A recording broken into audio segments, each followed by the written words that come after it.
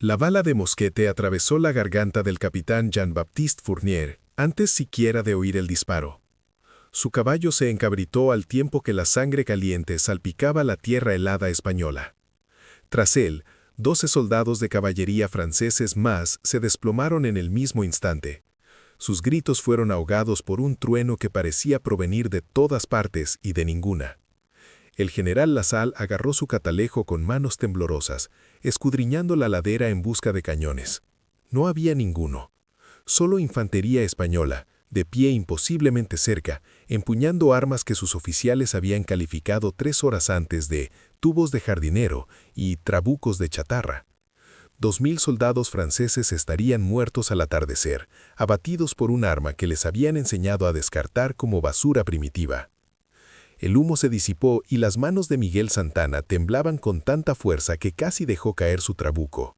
Le zumbaban los oídos por la explosión. 14 años trabajando en el olivar de su padre a las afueras de Zaragoza no lo habían preparado para esto. El sabor metálico de la pólvora cubriendo su lengua, los relinchos de los caballos moribundos, la certeza de que acababa de matar a un hombre cuyo rostro había visto claramente a 30 metros. El oficial francés era joven, quizá de 25 años, con un bigote fino y una trenza dorada sobre los hombros. Ahora era un cadáver. El sargento de Miguel, un veterano vasco con cicatrices llamado Tomás Ruiz, le dio una palmada en el hombro tan fuerte que le dolió. «Se supone que tus manos deben temblar, muchacho. Las mías todavía lo hacen. Ahora recarga antes de que lleguen sus amigos». 3 meses antes, Miguel nunca había disparado un arma en su vida. La ocupación francesa de España le había parecido un problema ajeno, algo lejano que sucedía en las ciudades a la gente importante. Entonces los recolectores del general Dupont llegaron a su aldea. Se llevaron la cosecha, se llevaron los ahorros de la dote de su hermana, llevaron a la hija de su vecino a un granero y emergieron 20 minutos después riendo mientras ella sollozaba en la tierra. El padre de Miguel, un hombre que nunca había alzado la voz, agarró una horca y cargó contra 5 soldados franceses armados. Le dispararon 2 veces en el pecho. Miguel sostuvo la mano de su padre mientras la luz abandonaba sus ojos, la sangre acumulándose en el olivar que había trabajado durante 40 años. Las últimas palabras de su padre no fueron poéticas, fueron simples. «Haz que paguen, Miguel, haz que paguen por todo». El reclutador del ejército español en Zaragoza había mirado a Miguel de arriba abajo con evidente decepción. «¿Cuánto pesas? ¿140 libras? ¿Alguna vez has montado a caballo? ¿Alguna vez has usado una espada?» Miguel admitió que no había hecho ninguna de las dos. El reclutador suspiró. «No vamos a aceptar granjeros para la caballería ni para la infantería de línea. Nuestra única vacante es la unidad de cazadores. Llevarás un trabuco». Miguel no tenía ni idea de lo que era eso. El reclutador sacó uno de un estante y el corazón de Miguel se encogió. El arma era fea, más corta que un mosquete estándar con un cañón ensanchado que parecía como si alguien le hubiera machacado el extremo con un martillo. Era pesada, tosca, y la culata de madera tenía evidentes reparaciones. «¿Esto es lo que me das para luchar contra los franceses?» La expresión del reclutador se endureció. «Esta arma ha matado a más oficiales franceses en 6 meses que nuestra caballería en 6 años. Aprenderás por qué, o morirás estúpido. Tú decides». Un campo de entrenamiento a las afueras de Zaragoza fue donde Miguel aprendió que todo lo que creía saber sobre la guerra estaba equivocado. La doctrina militar estándar de 1808 dictaba que la infantería se situaba en líneas ordenadas, disparaba descargas a 100 metros y esperaba que la superioridad numérica prevaleciera. Los franceses eran maestros en esta doctrina. Tenían más hombres, mejor entrenamiento y el genio táctico de Napoleón guiaba sus movimientos. La infantería de línea española había sido masacrada en todos los combates convencionales. 14 batallas, 14 derrotas, cada una más humillante que la anterior. Pero los cazadores no entrenaban en líneas, entrenaban en parejas, en la oscuridad, corriendo cuesta arriba con las mochilas llenas.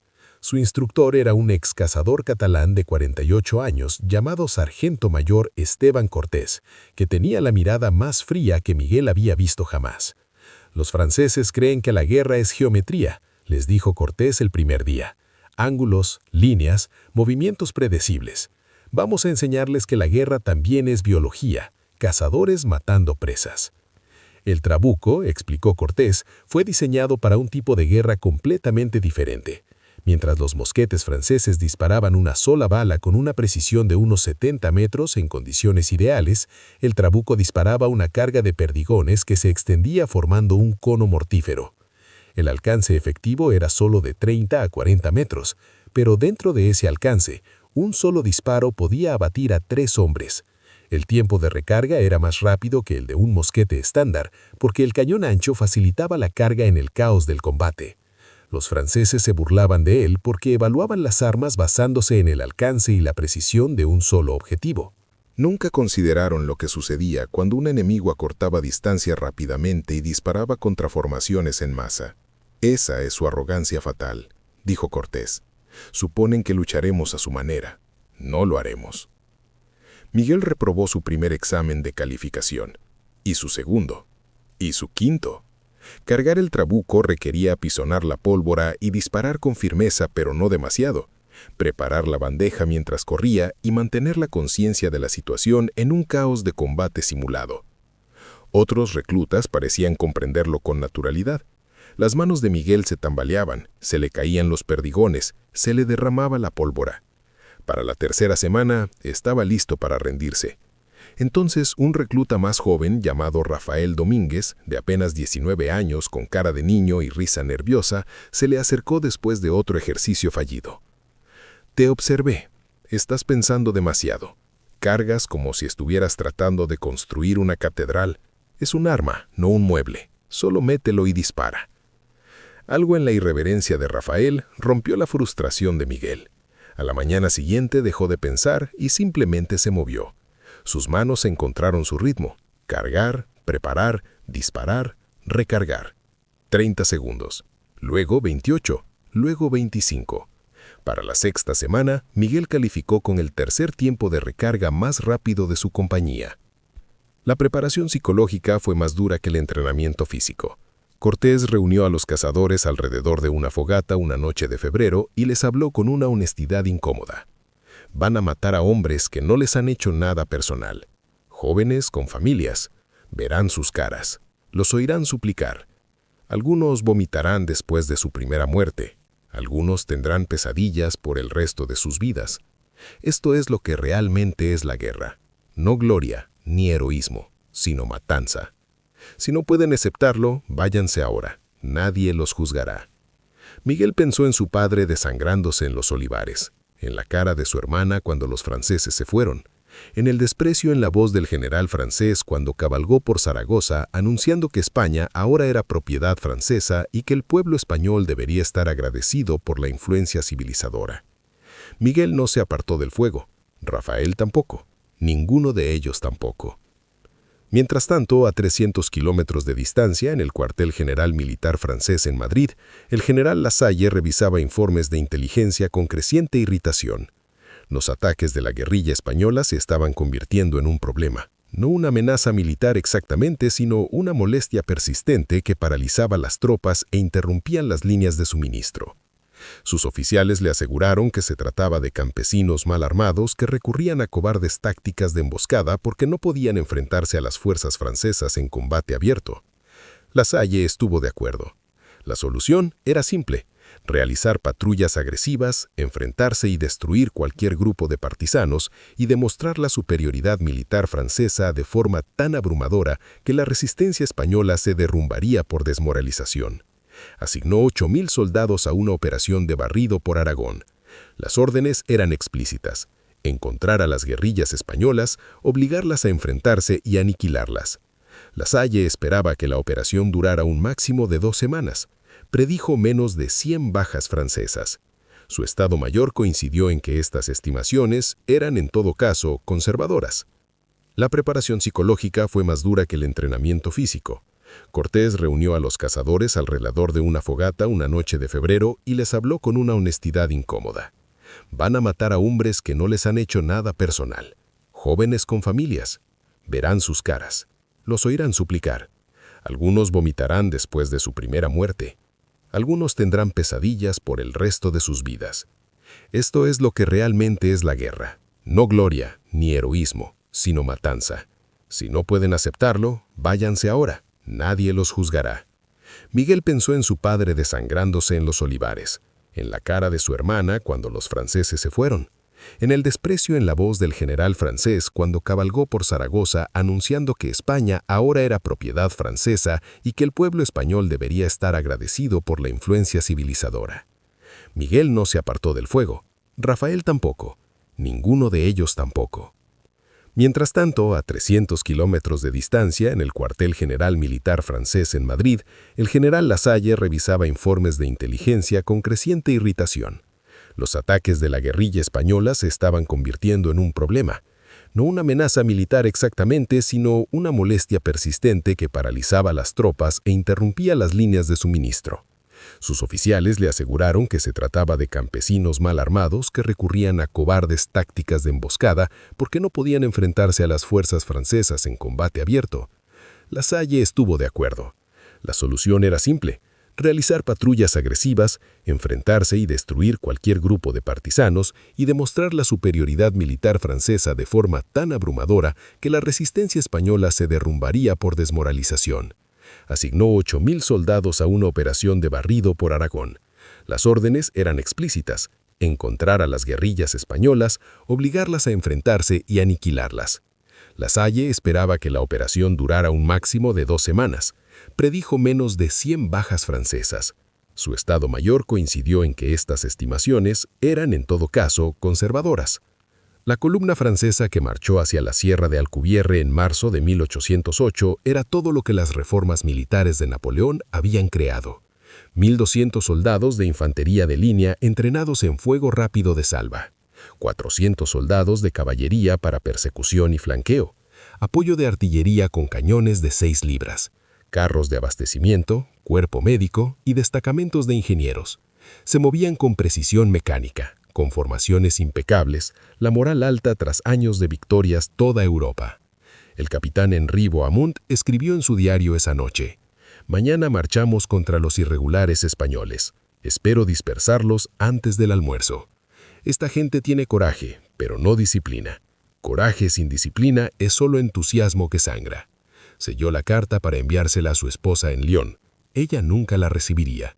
Bohemond moriría en 18 horas, asesinado por un arma que nunca se había molestado en conocer. El sargento Cortés situó a sus 300 cazadores en una ladera con vistas al valle que los franceses tendrían que usar. El terreno era perfecto para sus tácticas. Los afloramientos rocosos proporcionaban cobertura, la pendiente les daba ventaja de altura. Lo más importante, el valle canalizaba a los franceses a un espacio confinado donde su superioridad numérica se convertía en una desventaja. Cortés recorrió la línea, checando la posición de cada soldado, con voz serena. Van a marchar directo hacia ese valle porque sus mapas dicen que es la ruta más rápida. Van a estar en formación, porque así es como siempre se mueven. Cuando estén a 40 metros, dispara. No antes. No me importa si puedes verles la cara. No me importa si te están apuntando. 40 metros. Luego recargas y vuelves a disparar. Y otra vez, hasta que se retiren o mueran. Miguel se agazapó tras una roca caliza, con su trabuco cargado, el corazón latiéndole tan fuerte que pensó que los franceses podrían oírlo a 1000 metros de distancia. Los primeros exploradores franceses entraron al valle al amanecer. Avanzaban con cautela, comprobando las líneas de visión, buscando posiciones obvias para emboscadas. No vieron nada. Cortés había posicionado a sus cazadores en grupos irregulares que no formaban patrones militares reconocibles. Los exploradores dieron la señal de que todo estaba despejado. La columna principal inició su avance. Miguel observaba a través de las grietas en las rocas cómo cientos de soldados franceses con casacas azules marchaban en filas perfectas, con las botas levantando polvo, los mosquetes al hombro, la caballería flanqueando en formación de manual. Parecían invencibles. Parecían el ejército que había conquistado Europa. Miguel tenía la boca seca. Sus manos volvieron a temblar. Rafael, agachado junto a él, susurró una oración a Santa Bárbara, patrona de la artillería. Cortés siseó pidiendo silencio. Espera. Los franceses alcanzaron los 35 metros. Cortés se puso de pie, apuntó con su trabuco y disparó. La ladera explotó. 300 trabucos se descargaron simultáneamente con un sonido como el de la tierra al partirse.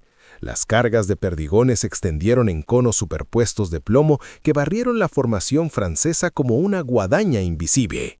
Miguel disparó sin pensar, y el retroceso lo impactó en el hombro. A través del humo vio a los soldados franceses desplomarse, no uno a uno, sino en grupos, 3 o 4 hombres cayendo de un solo disparo. Los caballos de caballería relincharon y salieron disparados. Los oficiales gritaron órdenes contradictorias que nadie podía oír por encima del zumbido en sus oídos y los gritos de los heridos. El capitán Beaumont se giró para reanimar a su compañía y una carga de trabuco le alcanzó en la garganta y el pecho. Estaba muerto antes de tocar el suelo. Los franceses intentaron devolver el fuego, pero sus mosquetes estaban diseñados para descargas de largo alcance, y los cazadores estaban demasiado cerca, demasiado dispersos, y recargaban demasiado rápido.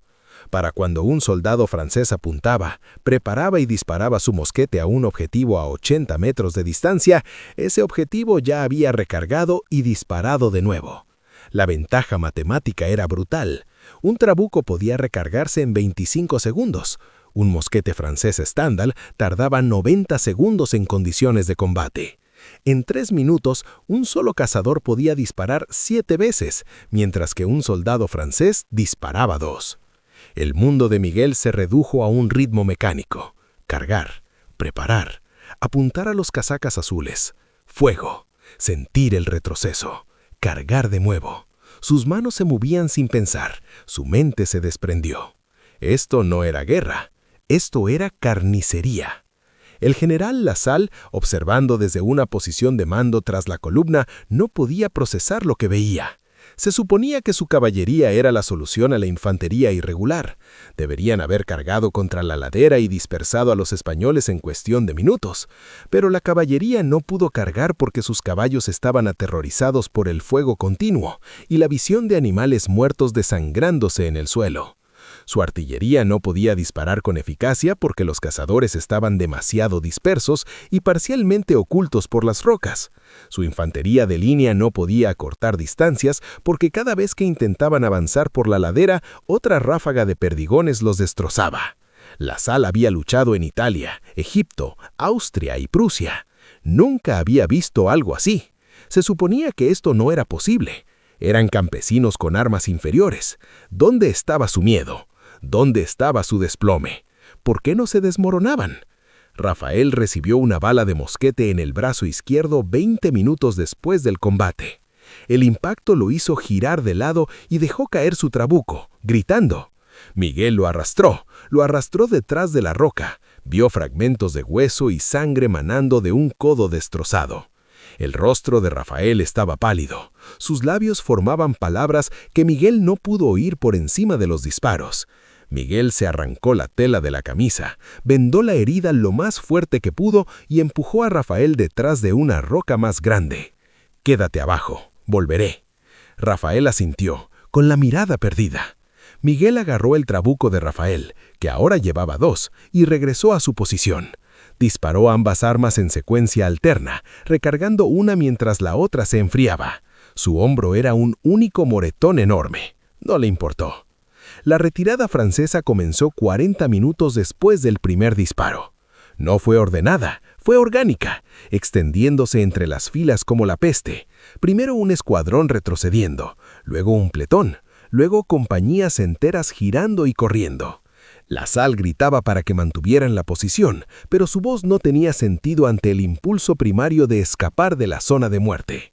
Los cazadores no los persiguieron. Cortés les había inculcado esto. No son caballería, no persiguen, los dejan correr y cuentan los cuerpos que dejan atrás. Los franceses dejaron 2.300 cuerpos y heridos en ese valle. Los cazadores tuvieron 82 bajas. Miguel se sentó en la roca caliza que le había salvado la vida, mirándose las manos. Estaban negras por residuos de pólvora. Tenía las uñas agrietadas. No podía dejar de temblar. Rafael recibió una bala de mosquete en el brazo izquierdo 20 minutos después del combate. El impacto lo hizo girar de lado y dejó caer su trabuco gritando. Miguel lo agarró, Lo arrastró detrás de la roca. Vio fragmentos de hueso y sangre manando de un codo destrozado. El rostro de Rafael estaba pálido. Sus labios formaban palabras que Miguel no pudo oír por encima de los disparos. Miguel se arrancó la tela de la camisa, vendó la herida lo más fuerte que pudo y empujó a Rafael detrás de una roca más grande. «Quédate abajo, volveré». Rafael asintió, con la mirada perdida. Miguel agarró el trabuco de Rafael, que ahora llevaba 2, y regresó a su posición. Disparó ambas armas en secuencia alterna, recargando una mientras la otra se enfriaba. Su hombro era un único moretón enorme. No le importó. La retirada francesa comenzó 40 minutos después del primer disparo. No fue ordenada, fue orgánica, extendiéndose entre las filas como la peste. Primero un escuadrón retrocediendo, luego un pelotón, luego compañías enteras girando y corriendo. La sal gritaba para que mantuviera en la posición, pero su voz no tenía sentido ante el impulso primario de escapar de la zona de muerte. Los cazadores no los persiguieron. Cortés les había inculcado esto. No son caballería, no persiguen, los dejan correr y cuentan los cuerpos que dejan atrás. Los franceses dejaron 2.300 cuerpos y heridos en ese valle. Los cazadores tuvieron 82 bajas. Miguel se sentó en la roca caliza que le había salvado la vida, mirándose las manos. Estaban negras por residuos de pólvora. Tenía las uñas agrietadas. No podía dejar de temblar. Cortés apareció a su lado, sus propias manos igual de negras. ¿Primera batalla? Miguel asintió. Cortés se sentó. Lo hiciste bien. Seguiste disparando. Eso es todo lo que importa. Miguel miró el fondo del valle, los cientos de cuerpos con batas azules y pensó en el rostro del capitán Jean-Baptiste Fournier, justo antes de que su disparo lo matara. ¿Ganamos?, escupió Cortés al suelo. Sobrevivimos. Esa es la única victoria que importa. Pero habían hecho más que sobrevivir. Habían destrozado el mito de la invencibilidad francesa. En una semana, todos los grupos guerrilleros españoles en Aragón conocían la historia. Las formaciones francesas podían ser derrotadas. El trabuco, descartado por los expertos militares como obsoleto, era en realidad un arma devastadora de corto alcance cuando lo usaban soldados entrenados en tácticas no convencionales. El general Lasalle envió un despacho a Napoleón que fue descubierto en archivos franceses 170 años después. Su Majestad, nos enfrentamos a un enemigo que no lucha como deberían hacer los ejércitos. No respetan las distancias de combate adecuadas, no forman formaciones reconocibles, usan armas diseñadas para cazadores y bandidos, y aún así, estas armas matan a nuestros soldados con una eficacia aterradora. Solicito refuerzos y una nueva doctrina táctica. No podemos derrotar a este enemigo con métodos convencionales. La respuesta de Napoleón fue breve. Lasalle, te di 8.000 hombres para aplastar a los campesinos. Perdiste 2.000. No pidas refuerzos. Adáctate o serás reemplazado. Miguel regresó a lo que quedaba de su aldea 3 semanas después de la batalla. Los franceses habían quemado la mayoría de los edificios en represalia por la actividad guerrillera. Su hogar familiar había desaparecido. El olivar de su padre había sido talado para leña. Su hermana había huido con unos familiares en Valencia. Se quedó solo entre las ruinas con su trabuco en la mano, preguntándose qué significaba realmente la victoria cuando todo por lo que luchabas ya estaba destruido. Rafael lo encontró allí.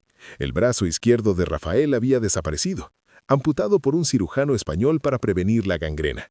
Ya no podía luchar, no podía trabajar en una granja. Su vida, tal como la conocía, había terminado a los 19 años. ¿Y ahora qué hacemos?, preguntó Miguel. Rafael se encogió de hombros con el hombro que le quedaba.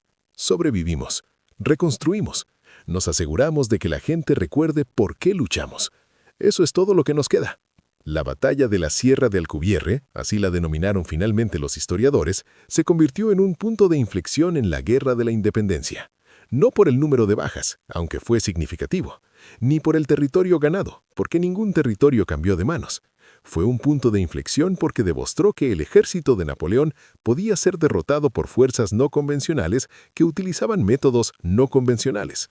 Los observadores militares británicos que estudiaron la batalla observaron que los cazadores españoles habían logrado algo notable. Habían convertido una desventaja técnica en una ventaja táctica al negarse a luchar bajo las condiciones del enemigo. El corto alcance del trabuco, que lo hacía inútil en la guerra de línea convencional, se convirtió en una ventaja en escenarios de emboscadas a corta distancia. El tiempo de recarga más rápido del arma, irrelevante a 100 metros, se volvió decisivo a 30 metros. La doctrina táctica francesa cambió tras la Sierra de Alcubierre. Las columnas que marchaban por territorio hostil desplegaron escaramuzadores a intervalos más amplios. El apoyo a artillería se volvió obligatorio para las patrullas. La caballería fue entrenada para cargar inmediatamente al contacto en lugar de esperar el apoyo de la infantería. Estas adaptaciones funcionaron, hasta cierto punto. Las bajas francesas por emboscadas guerrilleras disminuyeron, pero también ralentizaron las operaciones francesas y redujeron el número de tropas que podrían haber sido utilizadas en otros lugares. 40.000 soldados franceses fueron desviados a operaciones de contraguerrilla en España cuando se les necesitaban desesperadamente en Austria y Rusia. Algunos historiadores militares sostienen que España se convirtió en la úlcera estratégica de Napoleón. No una herida mortal, sino una sangría constante que debilitó a todo el imperio. Y esa úlcera comenzó con armas que los oficiales franceses habían llamado juguetes campesinos. Miguel Santana luchó en 11 combates más durante los 3 años siguientes. Ascendió a sargento tras la batalla de Tudela. Entrenó a 200 nuevos cazadores en la táctica del trabuco. Observó a Rafael aprender a cargar y disparar con una sola mano, adaptando su técnica con tenaz determinación. Mató a unos 70 soldados franceses, aunque dejó de contar después de 20 porque la cantidad le daba asco. Resultó herido 2 veces, una bala de mosquete en el muslo y un corte de sable en las costillas, y en ambas ocasiones se recuperó y volvió a la lucha. No porque amara la guerra ni creyera en la gloria, porque la alternativa era su rendirse, y rendirse significaba que la muerte de su padre no significaba nada. La guerra terminó en 1814 cuando Napoleón abdicó. Miguel tenía 29 años, había pasado 5 años matando y sobreviviendo. Regresó a Zaragoza e intentó rehacer su vida. Se casó con una viuda cuyo marido había muerto en Salamanca. Tuvieron 3 hijos. Nunca les habló de la guerra. Mantuvo su trabuco escondido en el sótano, envuelto en hule, hasta que su hijo mayor lo encontró cuando Miguel tenía 60 años. ¿Qué es esto? El hijo sostuvo el arma con curiosidad, dándole vueltas. Es fea. ¿Por qué la guardaste? Miguel tomó el trabuco con cuidado, sintiendo su peso familiar. Porque 300 hombres con armas como esta derrotaron a 8.000 soldados franceses y cambiaron el curso de una guerra. Porque a veces lo que parece débil es en realidad lo que te salva. Porque tu abuelo murió creyendo que luchar contra todo pronóstico era mejor que vivir de rodillas. El hijo no lo entendía. Miguel no lo esperaba. Algunas lecciones solo se aprenden con humo y sangre. Miguel Santana murió en 1851 a la edad de 66 años. Su obituario en el periódico de Zaragoza mencionaba que había sido guerrillero durante la Guerra de la Independencia. No mencionaba la Sierra del Cubierre. No mencionaba el trabuco. No mencionaba que había ayudado a desarrollar tácticas pioneras que se estudiarían en academias militares durante generaciones. Fue enterrado en un pequeño cementerio a las afueras de la ciudad, su tumba marcada con una simple lápida. Rafael Domínguez, quien sobrevivió hasta 1867, asistió al funeral. De pie, con un solo brazo, pensó en 2 muchachos aterrorizados cargando trabucos tras rocas calizas mientras el ejército francés marchaba hacia ellos en perfecta formación. «Sobrevivimos», susurró Rafael a la lápida. Sobrevivimos y nunca entendieron por qué. Pero la historia lo comprendió. El profesor Jean-Pierre Moreau, historiador militar francés, en 1923 analizó el combate en la Sierra del Cubierre y concluyó: los cazadores españoles demostraron que la sofisticación tecnológica es menos importante que la adaptabilidad táctica. El trabuco no era un arma mejor que el mosquete francés en términos absolutos, pero desplegado por soldados que comprendían sus fortalezas y limitaciones, utilizado en un terreno que maximizaba dichas fortalezas, se volvió devastador. Esta es la esencia de la guerra asimétrica: convertir las suposiciones del enemigo en sus vulnerabilidades. Las academias militares británicas enseñaron la batalla como un caso práctico de tácticas no convencionales durante la década de 1950. El propio trabuco, conservado en varios museos militares españoles, se convirtió en un símbolo de resistencia contra una fuerza abrumadora. ¿Y los franceses?